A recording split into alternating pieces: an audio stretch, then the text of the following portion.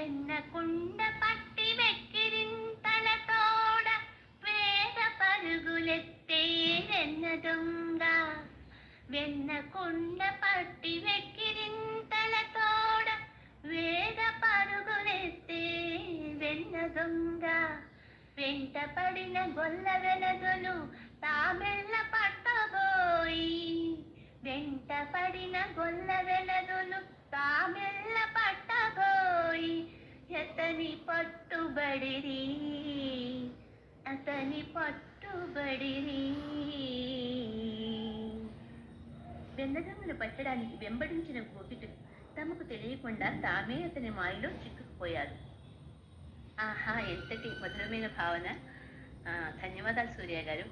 ఇంతటి మంచి పద్యాన్ని రచించి నా చేత గానం చేయించారు. చాలా చాలా ధన్యవాదాలు. నా పేరు శ్రీ రాధా సామంచి.